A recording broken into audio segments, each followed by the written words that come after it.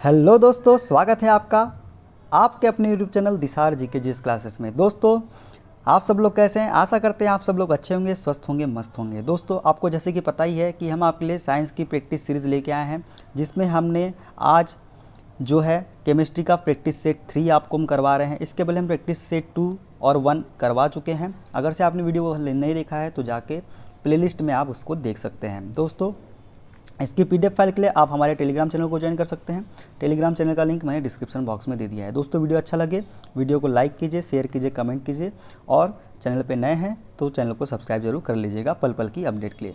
चलिए दोस्तों, बढ़ते हैं अपने क्वेश्चन की ओर और देखते हैं आज का पहला क्वेश्चन आपकी स्क्रीन पे। इनमें से कौन सा विलयन पीएच पेपर को नीला कर देगा? Option A sodium hydroxide, option B जठर रस, ऑप्शन सी नींबू का रस, ऑप्शन डी हाइड्रोक्लोरिक अम्ल। तो इसका राइट आंसर हो जाएगा दोस्तों ऑप्शन नंबर ए सोडियम हाइड्रोक्साइड। दोस्तों, सोडियम हाइड्रोक्साइड जो है का विलयन एक क्षारीय विलयन होता है, जिस कारण यह लाल लिटमस पेपर को नीला कर देता है। ये भी आपको याद रखना है। देखते हैं नेक्स्ट क्वेश्चन। इनमें से कौन सा अम्ल क्षार युग्म अमोनियम क्लोराइड का लवण उत्पन्न करेगा? Option A H2SO4 NH4OH, option B HNO3 NH4OH, option C HCl NH4OH, option D HCl NaOH। तो इसका राइट आंसर हो जाएगा दोस्तों ऑप्शन नंबर सी HCl और NH4OH। जो HCl और NH4OH युग्म है ये अमोनियम क्लोराइड का लवण उत्पन्न करेगा। क्या करेगा? अमोनियम क्लोराइड का लवण उत्पन्न करेगा। देखते हैं नेक्स्ट क्वेश्चन। इनमें से किसका पीएच मान शुद्ध जल से कम होता है? ऑप्शन ए जठर रस, option B NaOH, option C milk of magnesia, option D NH4OH। तो इसका राइट आंसर हो जाएगा दोस्तों ऑप्शन नंबर ए जठर रस। जो जठर रस का पीएच मान होता है दोस्तों ये शुद्ध जल से कम होता है। ठीक है दोस्तों, जठर रस की बात करें दोस्तों तो जठर रस होता क्या है? ये HCl होता है। जठर रस क्या होता है? HCl होता है, जिसका पीएच मान लगभग 1.2 होता है, जबकि शुद्ध जल का पीएच मान कितना होता है? 7 होता है। ये भी आपको याद रखना है। देखते हैं नेक्स्ट क्वेश्चन। लाल पत्ता गोभी एक प्राकृतिक सूचक है जो अम्ल या क्षार के साथ मिश्रित होने पर अलग रंग उत्पन्न करता है। इसे किसी क्षारीय विलयन के साथ मिलाए जाने पर परिवर्तित रंग की पहचान कीजिए। ऑप्शन ए नीला हरा, ऑप्शन बी फीका गुलाबी, ऑप्शन सी लाल भूरा या ऑप्शन नंबर डी नारंगी। तो इसका राइट आंसर क्या हो जाएगा दोस्तों? ऑप्शन नंबर ए नीला हरा। नीला हरा जो है क्षारीय विलयन के साथ मिलाने पर परिवर्तित रंग की पहचान की जाती है जब गोभी में अम्ल या क्षार के साथ मिश्रित होने पर। ठीक है दोस्तों, देखते हैं नेक्स्ट क्वेश्चन। एल्युमिनियम ऑक्साइड प्रकृति में खालिस्तान है। ऑप्शन ए उदासीन, ऑप्शन बी अम्लीय, ऑप्शन सी उभयधर्मी, ऑप्शन डी क्षारीय। तो दोस्तों एल्युमिनियम ऑक्साइड जो है प्रकृति में क्या होते हैं? उभयधर्मी होते हैं। क्या होते हैं?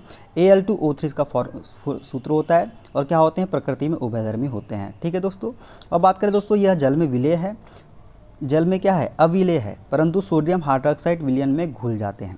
ठीक है दोस्तों, ये भी आपको याद रखना है। देखते हैं नेक्स्ट क्वेश्चन।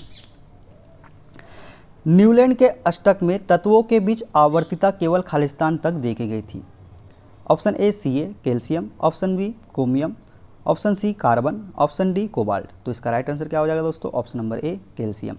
जो न्यूलैंड के अष्टक में तत्वों के बीच आवर्तिता कहाँ तक देखी गई थी? तो वो कैल्शियम तक देखी गई थी। ठीक है दोस्तों, अब बात करें दोस्तों न्यूलैंड के अष्टक नियम की तो 1866 में अंग्रेजी वैज्ञानिक जॉन न्यूलैंड ने तत्कालीन ज्ञात तत्वों को बढ़ते हुए परमाणु भार के क्रम में व्यवस्थित किया था। ये भी आपको याद रखना है। जॉन न्यूलैंड ने तत्वों को परमाणु भार के क्रम में बढ़ते हुए क्रम में व्यवस्थित किया था। उन्होंने पाया कि प्रत्येक 8वें तत्व में पहले के समान गुण होते हैं। उन्होंने इसे अष्टक का नियम कहा। न्यूलैंड के अष्टक नियम में तत्वों के बीच आवर्तिता केवल कैल्शियम तत्व तक ही देखी गई थी। उदाहरण अष्टक के अनुसार लिथियम और सोडियम के गुण समान पाए गए।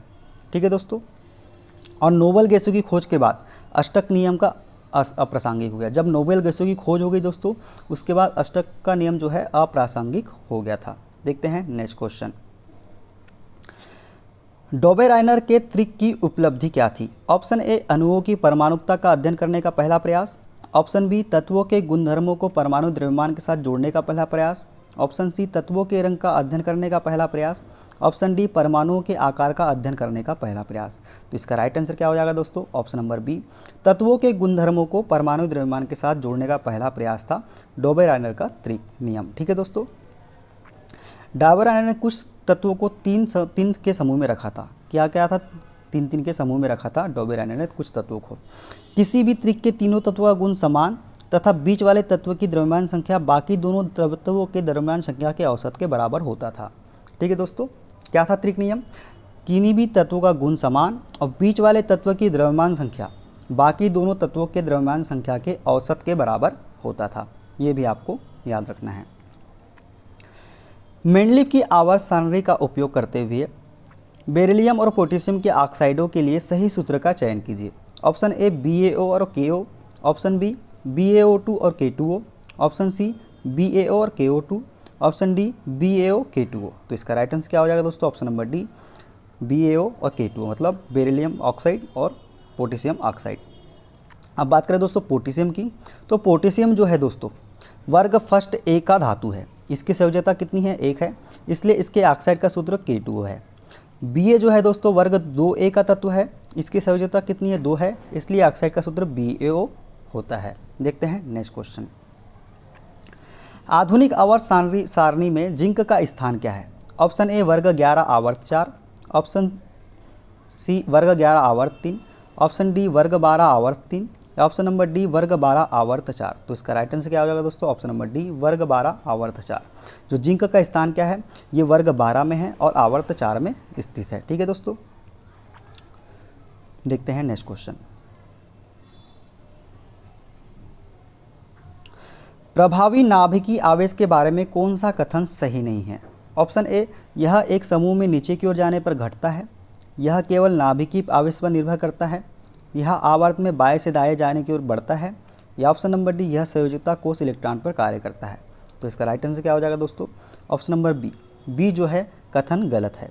ठीक है दोस्तों, अब बात करें प्रभावी नाभिकीय आवेश की, तो दोस्तों प्रभावी नाभिकीय आवेश एक समूह में नीचे की ओर जाने पर घटता है, यह आवर्त में बाएं से दाएं जाने की ओर बढ़ता है और यह संयोजकता कोष में उपस्थित इलेक्ट्रॉनों पर कार्य करता है। ये तीनों क्या है? सही है। देखते हैं नेक्स्ट क्वेश्चन। जल की कठोरता खालिस्तान का उपयोग करके दूर की जा सकती है। ऑप्शन ए धावन सोडा, ऑप्शन बी साधारण नमक, option C POP, option D vinegar. तो इसका राइट आंसर क्या हो जाएगा दोस्तों? ऑप्शन नंबर ए धावन सोडा। जल की कठोरता धावन सोडा का उपयोग करके दूर की जा सकती है। अब धावन सोडा की बात करें दोस्तों तो क्या होता है? Sodium carbonate. इसका फॉर्मूला क्या होता है? NaCO3.10H2O। इसका उपयोग कांच, साबुन और कागज उद्योगों में भी किया जाता है धावन सोडे का। देखते हैं नेक्स्ट क्वेश्चन। ओजोन में ऑक्सीजन के खालिस्तान परमाणु होते हैं। Option A 3, option B 4, option C 5 या ऑप्शन नंबर डी 6। तो इसका राइट आंसर क्या हो जाएगा दोस्तों? Option number D 6। सॉरी दोस्तों, ऑप्शन नंबर ए इसका करेक्ट आंसर हो जाएगा 3। ओजोन में ऑक्सीजन के कितने परमाणु होते हैं? तो 3 परमाणु होते हैं। ओजोन O3 में ऑक्सीजन के 3 परमाणु होते हैं। यह वायुमंडल में बहुत कम मात्रा 0.02% में पाई जाती है। अब बात करें ओजोन परत की दोस्तों, तो वायुमंडल की ऊपरी परत ओजोन परत के रूप में सूर्य के पराबैंगनी किरणों से पृथ्वी पर जीवन बचाती है। ये भी आपको याद रखना है। देखते हैं नेक्स्ट क्वेश्चन। निम्नलिखित में से कौन सी एक अधातु है? ऑप्शन ए लोहा, option B aluminium, option C जस्ता या ऑप्शन नंबर डी नाइट्रोजन। तो इसका राइट आंसर हो जाएगा दोस्तों option number D nitrogen. Nitrogen एक अधातु है जो याद रखना है आपको। देखते हैं नेक्स्ट क्वेश्चन। वह पहला तत्व कौन सा है जिसकी रासायनिक खोज हैनिंग ब्रॉन द्वारा की गई थी? Option A cobalt, option B nickel, option C hydrogen, option D phosphorus. तो दोस्तों फास्फोरस की जो खोज की थी ये हैनिंग बॉन्ड ने की थी। ठीक है दोस्तों, हैनिंग बॉन्ड की बात करें दोस्तों तो ये एक जर्मन व्यापारी एवं फार्मासिस्ट थे, इन्होंने फास्फोरस की खोज की थी। देखते हैं नेक्स्ट क्वेश्चन। आशी अपना कपड़ा साफ करने के लिए गलती से डिटर्जेंट के स्थान पर एक अज्ञात विलयन का उपयोग करती है, उसके कपड़ों का रंग फीका पड़ जाता है। यह विलयन हो सकता है option A baking soda powder, option B talcum powder, option C bleaching powder या ऑप्शन नंबर डी साधारण नमक। तो इसका राइट आंसर क्या हो जाएगा दोस्तों? Option number C bleaching powder. जो कपड़े का रंग फीका कौन कर सकता है? तो ब्लीचिंग पाउडर हो सकता है जो कपड़े का रंग फीका करने वाला विलयन हो सकता है। इसका रासायनिक नाम क्या होता है दोस्तों? तो कैल्शियम ऑक्सीक्लोराइड CaOCl2 इसका फार्मूला होता है। इसे चूने का क्लोराइड भी कहा जाता है। सोडियम बाइकार्बोनेट, NaCO3, मीठा सोडा या खाने का सोडा। ठीक है दोस्तों, ये भी आपको याद रखना है। दोस्तों ये थे आज के क्वेश्चन जो हमने आपको करवाए हैं। दोस्तों वीडियो कैसा लगा? वीडियो को लाइक कीजिए, शेयर कीजिए, कमेंट कीजिए और चैनल पे नए हैं तो चैनल को सब्सक्राइब जरूर कर लीजिएगा। मिलते हैं अगले वीडियो में, अपना ख्याल रखिए। Okay, bye bye, take care.